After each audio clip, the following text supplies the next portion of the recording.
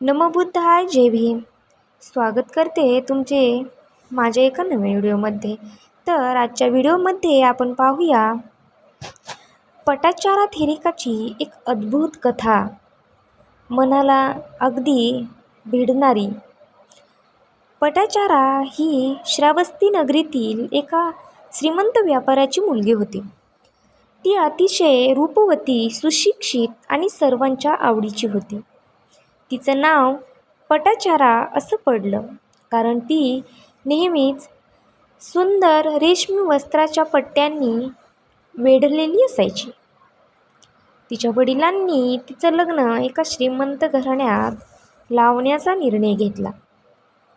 पण पटाचारा आपल्या घरातील एका सेवकावर प्रेम करू लागली.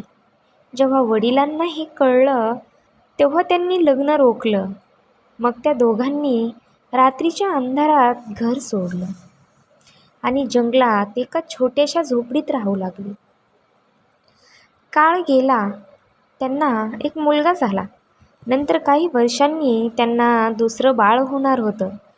त्यावेळी तिनं पतीला सांगितलं, मला आई वडिलांकडे जायचं आहे, तिथेच बाळंत होईल.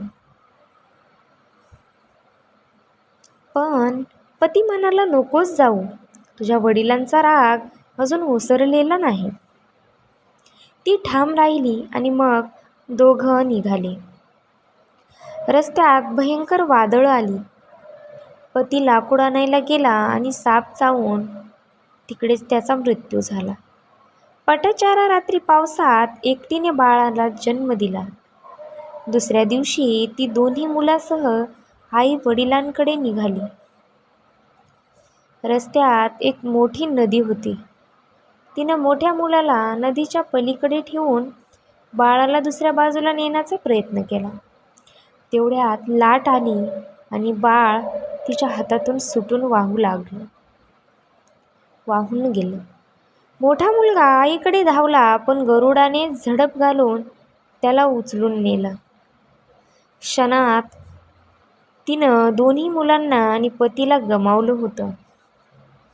तरीही ती आईवडिलांच्या घरी पोहोचली, पण तिथे काय दिसलं? वादळामुळे घर कोसळलं होतं आणि तिचे आईवडील आणि भाऊ तिघेही मृत्युमुखी पडले होते. तिचा संसार पूर्णपणे उद्ध्वस्त झाला. ती रडत रडत वेडीसारखी नग्न अवस्थेत भटकू लागली. लोकांनी तिला वेडी म्हणून हाकललं. एका दिवशी ती श्रावस्ती नगरीत पोहोचली, जिथे भगवान बुद्ध प्रवचन देत होते. लोकांनी तिला तिथून हटवायचं ठरवलं, पण बुद्धांनी म्हटलं, तिला येऊ द्या, ती आपली बहीण आहे. पटाचारा रडत बुद्धांच्या पायाशी कोसळली.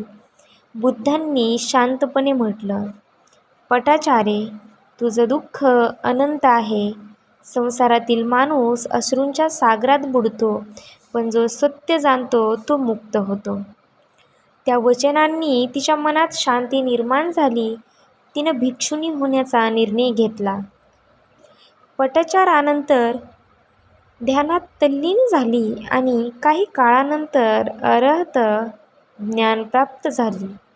ती धम्मविनयाची तज्ज्ञ म्हणून ओळखली गेली. तिने बौद्ध संघात स्त्रियांसाठी संयम आणि नियमाची रचना केली. पटाचारा थेरिकेची कथा आपल्याला सांगते की संसारातील दुःख अपार आहे, पण सत्य आणि ज्ञान हाच खरा आधार आहे.